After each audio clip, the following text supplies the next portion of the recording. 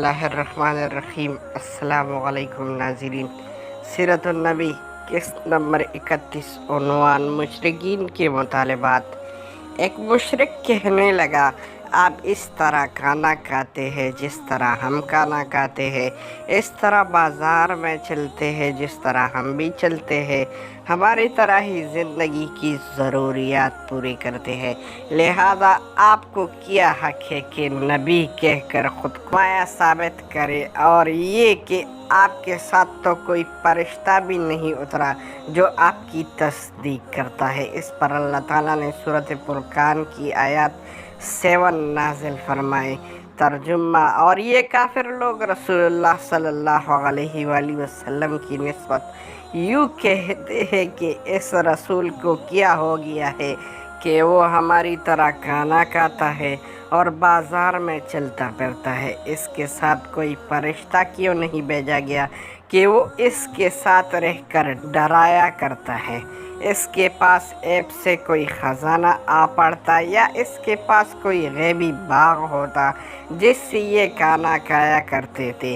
और ईमान लाने वालों से ये जालिम लोग ये भी कहते हैं कि तुम एक बेअक्ल आदमी की राह पर चल रहे हो। फिर जब उन्होंने कहा कि अल्लाह ताला की ज़ात इससे बहुत बुलंद है कि वो हम ही में से एक बंदे को रसूल बनाकर भेजे, तो इस पर अल्लाह ताला ने सूरत यूनुस की आयत नाज़िल फरमाई।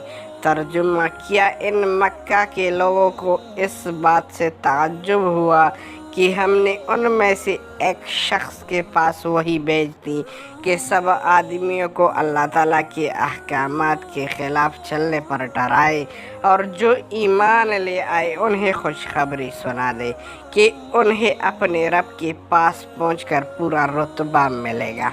इसके बाद इन लोगों ने आप सल्लल्लाहु अलैहि वसल्लम से कहा, हम पर आसमान के टुकड़े टुकड़े करके गिरा दो, जैसा कि तुम्हारा दावा है कि तुम्हारा रब जो चाहे कर सकता है। हमें मालूम हुआ है कि तुम जिस रहमान की ज़िक्र करते हो वो रहमान यमामा का एक शख्स है, वो तुम्हें ये बातें सिखाता है। हम लोग अल्लाह की कसम कभी रहमान पर ईमान नहीं लाएंगे। यहाँ रहमान से उन लोगों की मुराद यमामा की एक यहूदी काहिन से थी। इस बात की जवाब में अल्लाह ताला ने सूरत रात की आयत 30 नाजिल फरमाई। तर्जुमा, आप फरमा दीजिए कि वही मेरा मरबी और निगहबान है, इसके सिवा कोई इबादत के काबिल नहीं है। मैंने इस पर भरोसा कर लिया है और इसी के पास मुझे जाना है। इस वक्त आप पर रंज और गम की कैफियत तारी थी कि आपकी ऐन ख्वाहिश थी कि वो लोग ईमान कबूल कर ले, लेकिन ऐसा न हो सका, इसलिए गमगीन थी। इसी हालत में आप वहाँ से उठ गए। मुशरिकीन ने इस किस्म की और भी फरमाइश की। कभी वो कहते सफ़ा की पहाड़ सोने का बना कर दिखा दीजिए, कभी कहते सीढ़ी की ज़रिए आसमान पर चढ़ कर दिखा दीजिए और फरिश्तों के साथ वापस आइए। उनकी तमाम बातों की जवाब में अल्लाह ताला ने हज़रत जिब्रील अलैहिस्सलाम को आपकी खिदमत में भेजा। उन्होंने आकर कहा, ए मोहम्मद सल्लल्लाहु अलैहि वसल्लम, अल्लाह ताला आपको सलाम फरमाते और फरमाते हैं, अगर आप चाहे तो सफ़ा की पहाड़ को सोने का बना दिया जाएगा। इसी तरह इनकी जो मुतालिबात है इनको भी पूरा कर दिया जाएगा। लेकिन इसके बाद भी अगर ये लोग ईमान न लाए तो फिर साबिक़ा कौमों की तरह इन पर हौलनाक अज़ाब नाजिल हो जाएगा। ऐसा अज़ाब कि आज तक किसी कौम पर नाजिल नहीं हुआ होगा। अगर आप ऐसा नहीं चाहते तो मैं इन पर रहमत और तौबा का दरवाज़ा खुला रखूँगा। ये सुनकर आप सल्लल्लाहु अलैहि वसल्लम ने अर्ज़ फरमाया, बारी ताला आप अपनी रहमत और तौबे का दरवाज़ा खुला रखें। दरअसल आप जानते हैं कि कुरैश की ये मुतालिबात जहालत की बुनियाद पर है, क्योंकि ये लोग रसूलों को भेजने की हिकमत को नहीं जानते थे।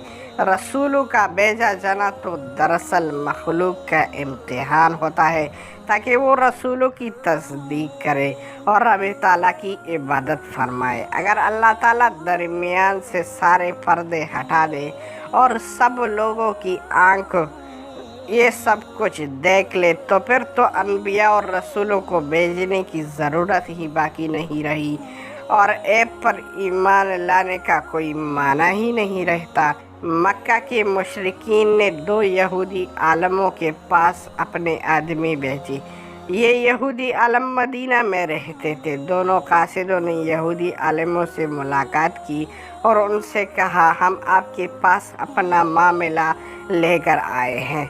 हम लोगों में एक यतीम लड़का पैदा हुआ है, इसका दावा है कि वो अल्लाह का रसूल है। ये सुनकर यहूदी आलम बोले, हमें उसका हुलिया बता दो। कासिदों ने नबी करीम सल्लल्लाहु अलैहि वसल्लम का हुलिया बता दिया। तब उन्होंने पूछा, तुम लोगों में से किन लोगों ने उनकी पैरवी की? उन्होंने जवाब दिया, कम दर्जे के लोगों ने। अब उन्होंने कहा, तुम जाकर उनसे 3 सवाल करो।